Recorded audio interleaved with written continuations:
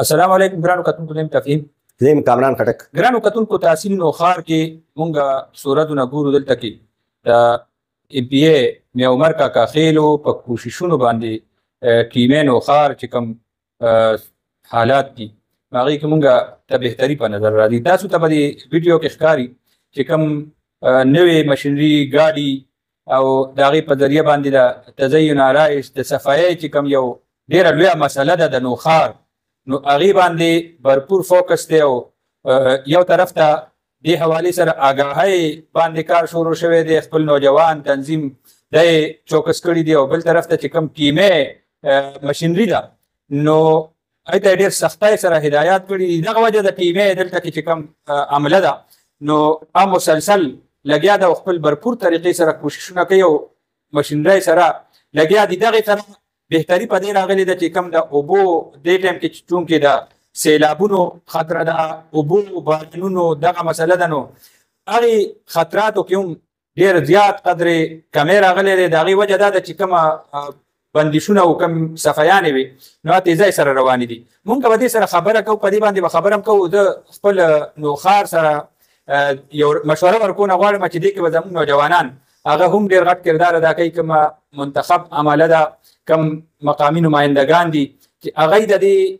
خاص کر د پلاستیکي او بورۍ خلک په دې نالو کې غورځوي، نو دې باندې یو بھرپور طریقې سره خپل مهم وچلوي. نو ډېرو غټو ته بیانونه وبچي کامران خټک بهی څه ګورئ نوښار کې؟ تفهیم بهی څنګه تا خبرو کړ ټیمې نوښار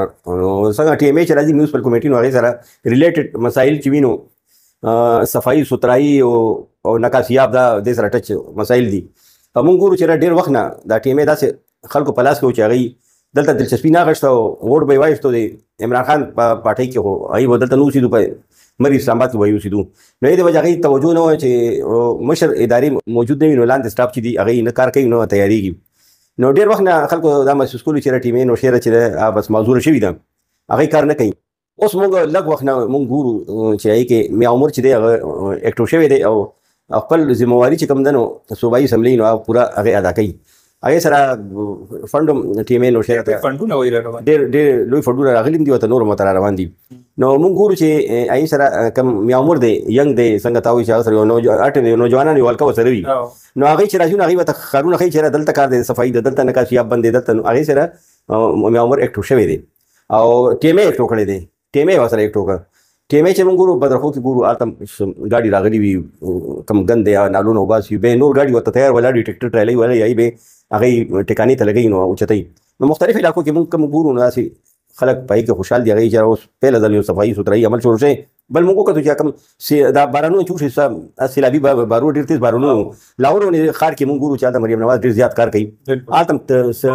اوبه ولاړې وي انډر پاس کې مختلف دریابونو کار. نو ښار کې مختلف ځایونو کې موږ وګورو چې نالۍ صفایي سوترایي شوي ده، نو هغې د وجه آیټم اوبه دغه شي فوري اوبه چېرته یو ځای کې موږ ته داسې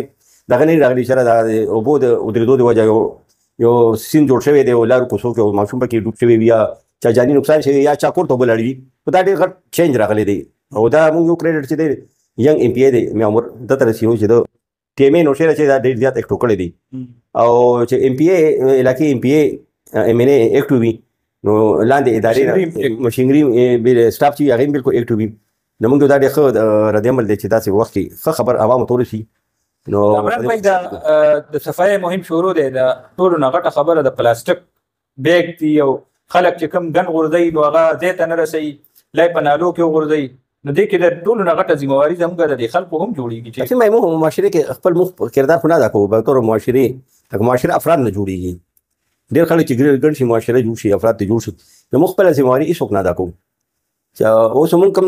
د په دې باندې لګیو دا موږ یو ذمواري د صحافتي دغه څنګه تفهیم به یې تا وایي چې پلاستیک بیګ شو داسې بورۍ شو نور شو دا چې کوم وي موږ سره یوزدو ډسبین وي دا موږ یو شاپر کې دا وکړو، موږ هغه ځای کې کوم ځای کې صفایي والا دي بلکل یا موږ وسوځو. نو داسې نه مو نالیانې بندېږي، نه به داسې مسایل راځي، نه باران راځي، نه اوبه خلکو ته داخلېږي. ذمواري احساس پکار دی، هر شهري ته پکار دی چې هر شهري دا وایي چې ما دا کوم ګند کور کې دا زه باید داسې ځای کې وردم چې دا نالۍ ته لاړ شي یا سیلۍ راشي نالۍ ته یې ونیسي یا باران کېږي چې یا ته اوبه ونه ودرېږي، نو دې سره مسایل حل کېدای شي. څه ذمواريان ام پی ای دي هغوی یې به ادا کوي، ادارې دي هغه ادا کوي، او ډېره ذمواري چې د معاشرې باندې خپل خلک باندې چې موږ احتیاط کوو، سوسایټي به ادا کوي. ګرانو کتونکو څنګه چې موږ خبره وکړه ټولو نه زیات د صورتو کې صفایي کې د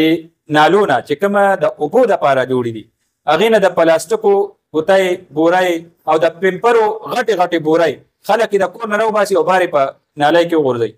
نو د هغې نقصان هم دغه خلکو ته چې بیا اوبه ودرېږي هغه ګنده اوبه د دوی کورونو ته دننه کېږي. نو ټولو نه ښه خبره خو دا ده چې مقامي کوم هلکان دي د هر مالت یو کمیټي شته نوجوانان دي مشران دي چې هغوی د دې پلاستیکو دا ګوتۍ او دا